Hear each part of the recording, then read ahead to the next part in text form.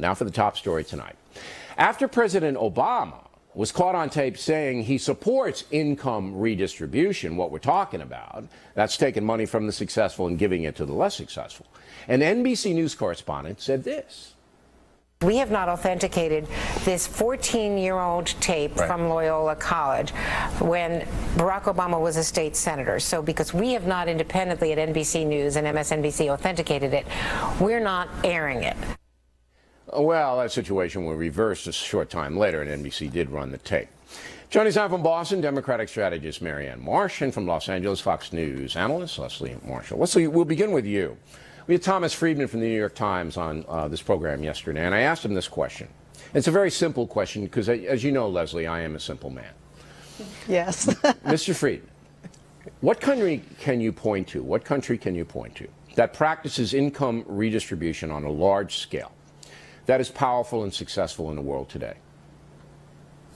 He didn't have one. Are you going to ask, is that my question? Yeah, because you're smarter than Friedman.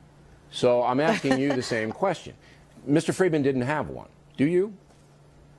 I do, actually. I have two countries, but right. I would say that, and I know that you're going to argue with me about this. I would say the United Kingdom and France, and actually Germany would be a better example because Germany, number one. Much better wait, let me talk. Germany doesn't practice income redistribution. Neither does Switzerland, and those are the two most powerful economies in Europe.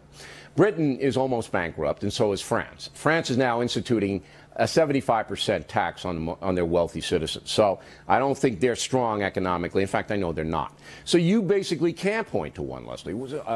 Can you, Marianne, can you give me a country that practices income redistribution on a large level that's economically powerful?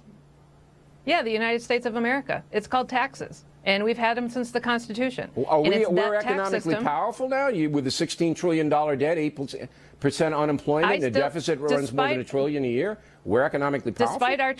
Despite our troubles, we're still the most powerful nation in the world and the envy of all. And it's that system that made us that way. So wait a minute. And it works when people pay their fair share, Bill. And that's the problem Marianne, right now. You think that at this moment in history, in American history, that we are a powerful economic engine with all of the debt we have, with the huge deficit we have, with the unemployment rate as stubborn as it is, you think that we are prospering as a nation economically? We're not as well off as we have been, even as recently as 10 years ago, but we are still the wealthiest nation in the world, all right. Period. We may be the wealthiest nation in the world, but it's not because of income redistribution. Now, Leslie, when Bill Clinton was president, we had a very good economy, as everybody remembers, all right? At that point, there were 17 million Americans, Leslie, on food stamps in the Clinton administration, all right? Today, there are 47 million. Let me repeat that. 17 million on food stamps in Clinton, good economy, 47 million under President Obama. Now, that's stat alone, and that's income redistribution. That's basically giving people money to buy food. Here, free money, take it, all right? That can't be a healthy situation, Leslie, can it? It's not because of everyone wanting a handout. I can't disagree. There are some people out there. Well, wait. How do you go from 17 to 47? Wait, Leslie. In 15 years, how do you go to 17 to 47? How does that happen?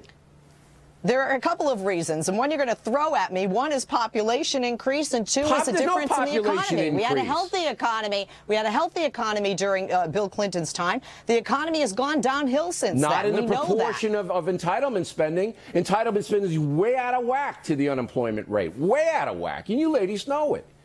I mean, look, I'm trying to be fair here, Marianne. I am trying to be fair. Every economic indicator shows that this country is getting deeper and deeper into debt. And the entitlement culture is rising and rising and rising. Don't you see what's happening in Greece? Don't you see what's happening in Spain? It's absolutely going to happen here if this continues, Marianne. It's not. And here's why. What made this country great is when people paid their fair share. There are cheats on both ends of the economic spectrum. And just like there are people on the lower end who are cheating the system, who are on welfare, who shouldn't be, there are very wealthy people in this country who cheat the system by not paying their fair share. You're right, there are cheaters on both sides, but that's pettifogging the issue. Even if President Obama gets his tax rise up to 40% for the wealthy, it's only going to raise $70 billion a year, which isn't going to come close to funding what the president wants to fund. But you have to, Bill, you can't just do that. You have to do cuts. You have to do investments. You have to do what Clinton did. He doesn't want to do cuts. Maybe he will after he buys the election. Yes, I don't know. He will. All right. Ladies, thanks very much.